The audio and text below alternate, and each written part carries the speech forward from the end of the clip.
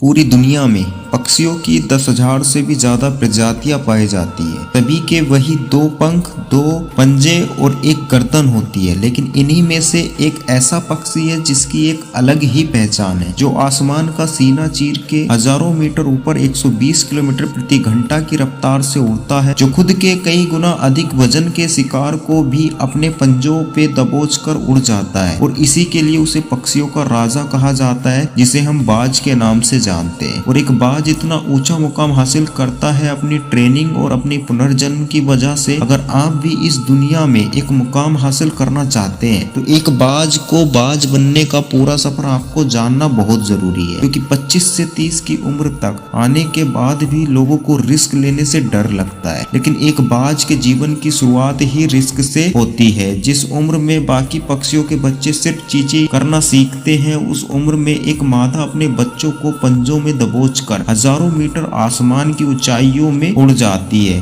उसे ये बताने के लिए कि तेरा जन्म आसमान का सीना चीर के सबसे ऊपर उड़ने के लिए हुआ है। तेरा जन्म पक्षियों का बादशाह बनने के लिए हुआ है। जमीन से हजारों मीटर ऊपर ले जाकर मादा बाज अपने पंजों से उसे छोड़ देती है और यहीं से शुरू होती है उसकी हाई रिस्क ट्रेनिंग। वो चूजा जमीन की तरफ तेजी से गिरने लगता है, थोड़ा नीचे आता है तो उसके पंख खुलने लगते हैं। नीचे आते आते वो अपने पंख फड़फड़ाने लगता है, लेकिन वो अभी तक उड़ना नहीं सीखा है। वो जमीन से कुछ ही ऊपर होता है, ऐसा लगता है कि कुछ ही सेकंड में उसका जीवन समाप्त हो जाएगा, लेकिन अचानक एक पंजा उसे अपनी गिरफ्त में लेता है और वापस आसमान में उड़ जाता है। वो पंजा होता है उसकी माँ का, जो उसके पीछे उड़ रही थी। उसी की ये ट्रेनिंग अब तक चलती रहती है जब तक वो उड़ना नहीं सीख जाता। इतनी हाई रिस्क ट्रेनिंग होने के बाद इस दुनिया को एक बाज मिलता है। बारिश के वक्त जब सारे पक्षी आश्रय की तलाश करते हैं, तब यही बाज उसी बारिश में आसमान को चीरते हुए ऊपर निकल जाता है और बादल से कहता है तू बरस ले, कितना बरसेगा, और फिर नीचे आकर चैलेंज करता है। एक बाज की उम्र लगभग 70 साल होती है। जब तक 40 साल का होता है तब एक परेशानी उसकी जिंदगी में मौत बनकर आती है, जो आपकी परेशानियों की तुलना में बहुत बड़ी होती है, क्योंकि 40 साल की उम्र में बाज की चोंच इतनी मुड़ जाती है कि उसे शिकार निगलने में बहुत परेशानी होती है। उसके पंख भारी हो जाते हैं, छाती से चिपकने लगते हैं, जिससे उड़ना बहुत मुश्किल हो जाता है। उसके पंजे लंबे और लचीले हो जाते हैं, जिससे वो शिकार को सही से नहीं पकड़ पाता। अब उस बाज के पास 3 रास्ते होते हैं। नंबर 1, वो अपना शरीर त्याग सकता है। नंबर 2, गिद्ध की तरह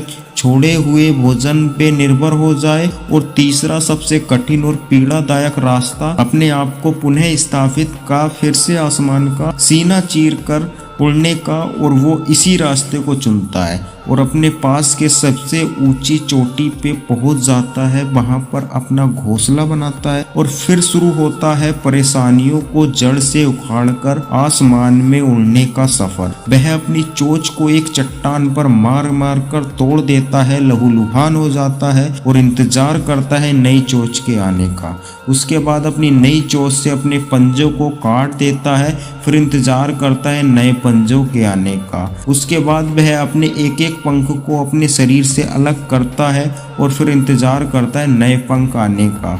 और इस प्रक्रिया में उसे समय लगता है पूरे 5 महीने का। इन 5 महीनों की कड़ी तपस्या से एक बाज का पुनः जन्म होता है। वो फिर से तैयार होता है आसमान का सीना चीर कर उड़ने के लिए। जो 3 रास्ते बाज के पास होते हैं, वही 3 रास्ते आपके पास होते हैं, लेकिन कुछ लोग पहले रास्तों को चुनते हैं और परेशानियों के तले दबकर सुसाइड कर लेते हैं। ज्यादातर लोग दूसरे रास्ते को चुनते हैं, वो परेशानियों का बोझ पड़ते ही अपने लक्ष्य को छोड़कर एक नॉर्मल लाइफ जीने लगते हैं। कुछ वो लोग होते हैं जो इस परेशानियों को लात मारकर अपनी मेहनत के दम पर बाज की तरह आसमान की बुलंदियों को छूते हैं। दोस्तों, बाज की ये ट्रेनिंग हमें बहुत बड़ी सीख देती है कि अगर रिस्क लेना पड़े तो लो कि अपने फील्ड में अपने आप को इतना ट्रेंड कर लो कि उस फील्ड में आपसे ऊपर उड़ने के बारे में सोचकर लोगों के पसीने छूट जाए, तभी आप अपने फील्ड के बादशाह कहलाओगे।